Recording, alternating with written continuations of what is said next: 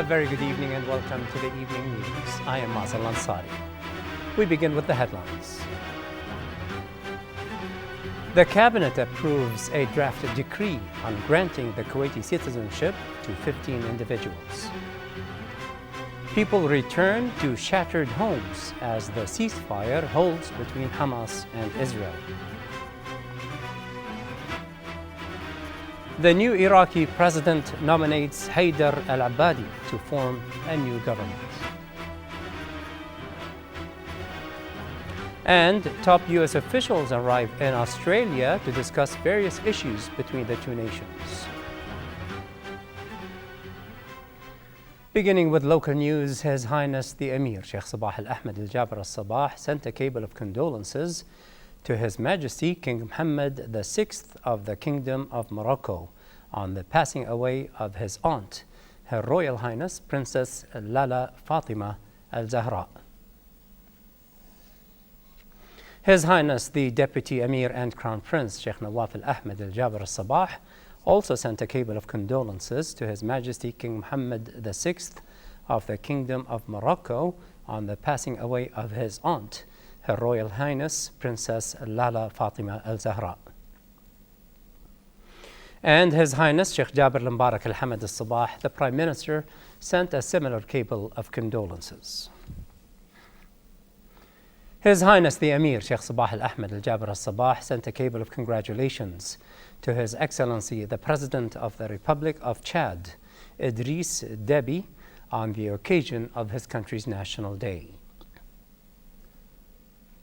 His Highness the Deputy Emir and Crown Prince Sheikh Nawaf al-Ahmed al-Jaber al-Sabah also sent a cable of congratulations to His Excellency the President of the Republic of Chad, Idris Deby, on the occasion of his country's National Day. And His Highness Sheikh Jaber al-Mbarak al-Hamad al-Sabah, the Prime Minister, sent a similar cable of congratulations.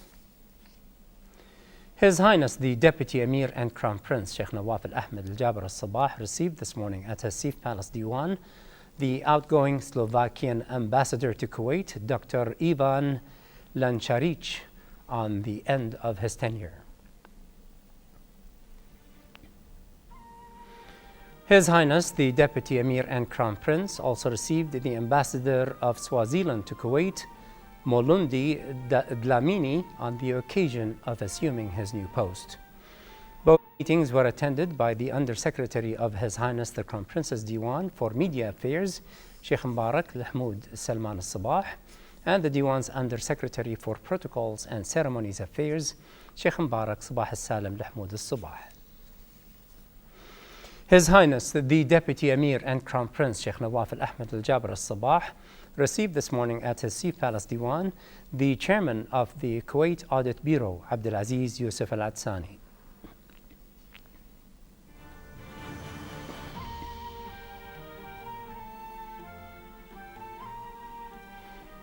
His Highness the Deputy Emir and Crown Prince also received the Minister of Finance, Anas Khalid al-Saleh. The Council of Ministers held its weekly meeting at Sif Palace this morning under the chairmanship of the Acting Premier and Foreign Minister, Sheikh Sabah al-Khalid al-Hamad al-Sabah. Following the meeting, the Minister of State for Cabinet Affairs, Acting Minister of Justice, and Acting Minister of Health, Sheikh Mohammed Abdullah al-Mbarak al-Sabah, said that the Council reviewed a report submitted by the Higher Committee for Kuwaiti Citizenship on efforts exerted by the Ministry of Interior in reviewing the Kuwaiti citizenship profile and verifying the terms and conditions included in the Kuwaiti Citizenship Law number 15 of 1959. In light of the explanation delivered by the Deputy Premier, Minister of Interior and Acting Minister of Awqaf and Islamic Affairs, Sheikh Mohammed Khalid al-Hamad al-Sabah, the Cabinet approved a draft decree on granting the Kuwaiti citizenship to 15 individuals, the sons of military men who took part in protecting the motorcade of the late Emir, Sheikh Jaber al-Ahmed al-Jaber al-Sabah, when it was attacked in 1985, and in accordance with Clause 7 of the Citizenship Law. Within the same context, the Cabinet discussed a draft decree on revoking the citizenship of a number of nationals after studying all the relative data and documents in this regard according to the prevailing laws and regulations. The Cabinet then approved the drafted decree and revoked the citizenship of 10 Kuwaiti nationals in accordance with Clause 13 of the Citizenship Law. The Council of Ministers was then briefed by Sheikh Mohammed Al Khalid on the shooting incident at the house of MP Majid Musa Al-Mtairi and the procedures adopted by the Interior Ministry in this matter.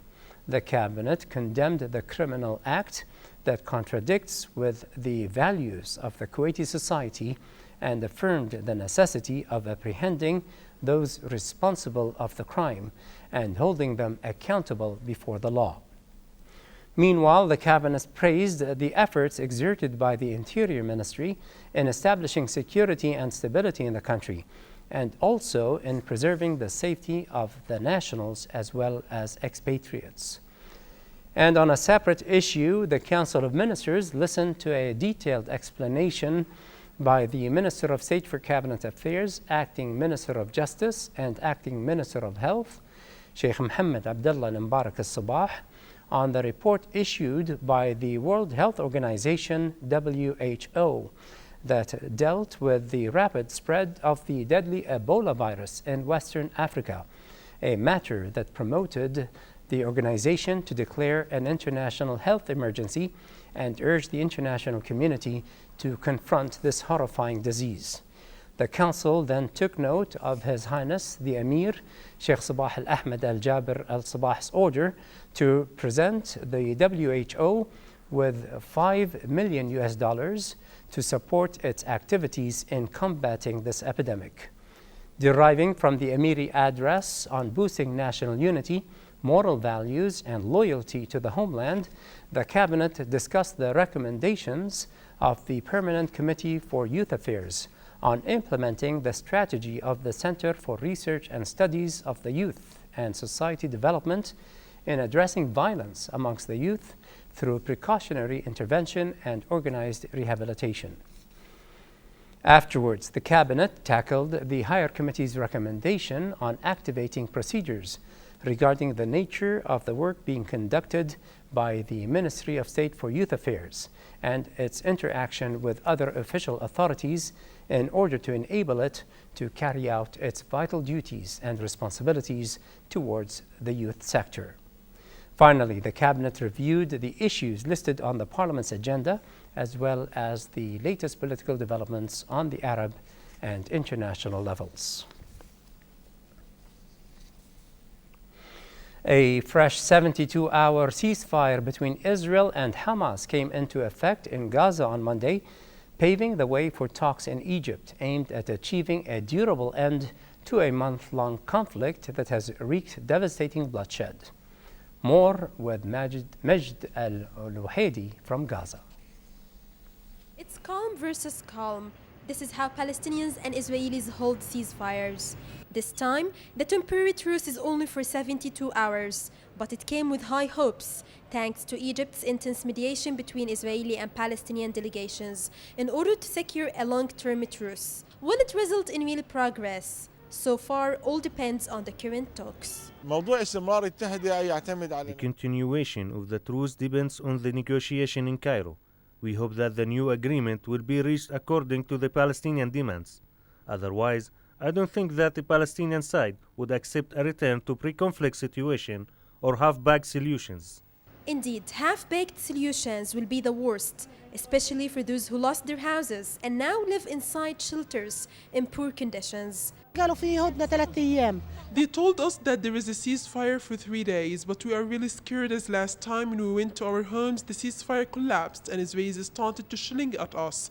And now even if we want to return to our homes, we'll find them destroyed. Over a month ago, Israel's Operation Protective Edge began. Today, 500,000 of Gaza's total population is displaced, and most have been subjected to harsh experiences of loss and suffering. People here believe that the cost of war has been huge, and for this, the current negotiations should result in a return to a normal and dignified life. For most people, a ceasefire means a chance to breathe. They are trying to feel safe and normal in the break of war. However, Israeli drones are still in the sky. Majlou Hadi, Kuwait TV, Gaza. Majlou Hadi reporting from Gaza. Iraq's new president Fouad Ma'soum nominated the deputy parliament speaker to form a new government and a snub to the powerful incumbent prime minister Nouri al-Maliki, who demanded to be renominated for a third term. The nomination of Haidar al-Abadi raises fears of more infighting in the government as the country faces the threat of warring militants in the north. In a televised address, Fouad Ma'soum gave al-Abadi 30 days to form a new government and present it to Parliament for approval, expressing his hope that al-Abadi would succeed.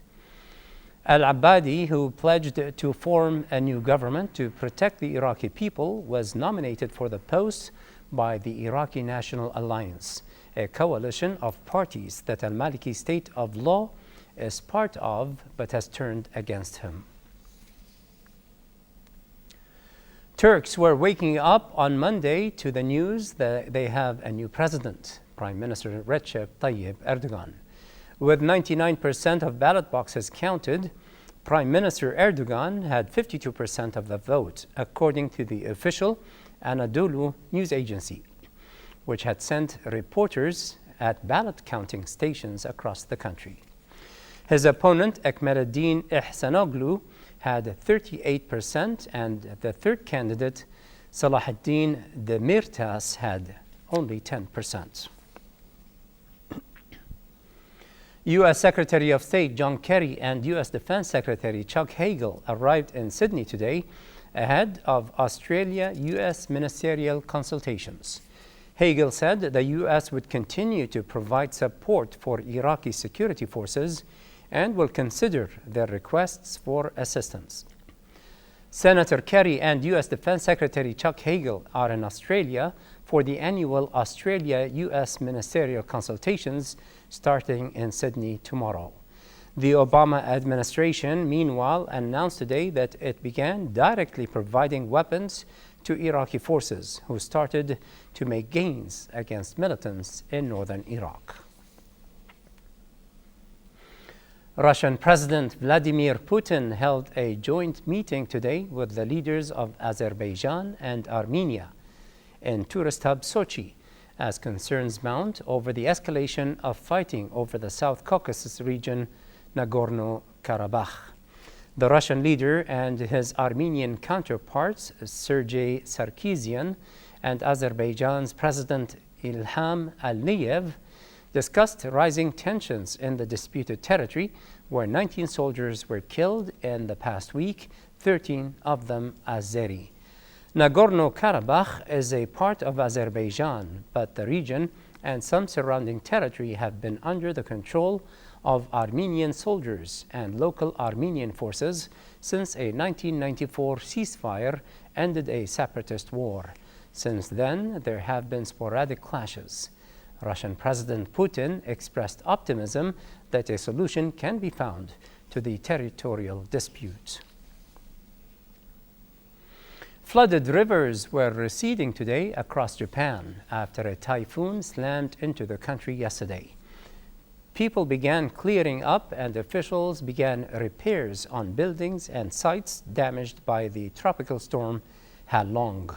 The storm moved out of Japan after lashing the country yesterday with heavy rains and wind, leaving one person dead and prompting evacuation orders for more than 1 million residents near swollen rivers.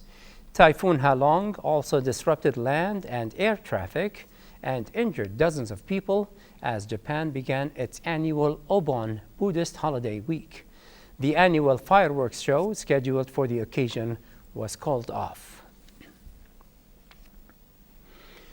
And back in local news, Kuwait's National Council for Culture, Arts and Letters, and under the auspices of His Excellency Minister of Information and Minister of State for Youth Affairs, Sheikh Salman Sabah al-Salam Mahmoud al-Sabah, the 16th Children's Festival kicked off at Abdulaziz Al Hussein Cultural Center in Mishraf. The festival expected to conclude on August 21st will witness an array of cultural activities aimed at supporting and encouraging the youth.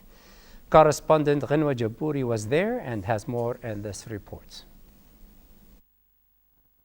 The first evening of the 16th Children's Cultural Festival, which will span over a period of 10 days, will witness an array of activities that are aimed at encouraging and providing the youth with both entertaining and productive activities during the summer. The opening night of the festival witnessed a theatre performance entitled Amina, written and produced by Mohammed Al-Ahmeli and played by a group of young artists, entertain and wow an enthusiastic crowd. I want to thank National Council for Arts and Literature for organizing such excellent festival for child and youngster, especially with the special play of Amina. Our strategy with the support of our leadership, His Highness the Emir, His Highness the Crown Prince, and His Highness the Prime Minister. All our efforts now is to enhance and encourage the strategy in fields of arts, especially for children, youth, and youngster. We hope that with such festivals and efforts, we can upgrade such strategy. Also, we welcome the effort of the civil society in their efforts and in the private sector, because all of us are responsible for our coming generation. So thank you for KTV2 attending and supporting this festival, hoping that you will continue such effort in the coming 10 days for this fruitful effort. Thank you very much. Speaking at the event, Minister of Information and Minister of State for Youth Affairs, Sheikh Salman Hamoud Al-Subah, pointed out that culture is important to children on which loyalty to the homeland is built. It was a lot of fun and I loved it so much. It's very fun.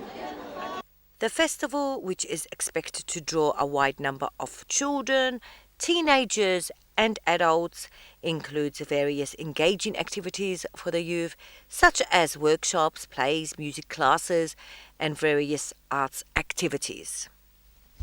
The 16th Children's Cultural Festival just kicked off with an amazing crowd and the joy and curiosity of many children.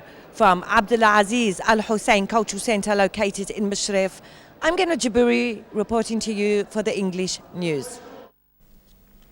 Thank you, Ghanwa, for that report. And in local business news, the main indices of the Kuwait Stock Exchange, KSE, ended in the green by the end of today's trading session, with the weighted index closing at 486 points, posting a marginal gain of just 0.35 points. The price index closed at 7,231 points with a gain of 38 points, while the KSX 15 index ended the day at 1,193 points, almost unchanged.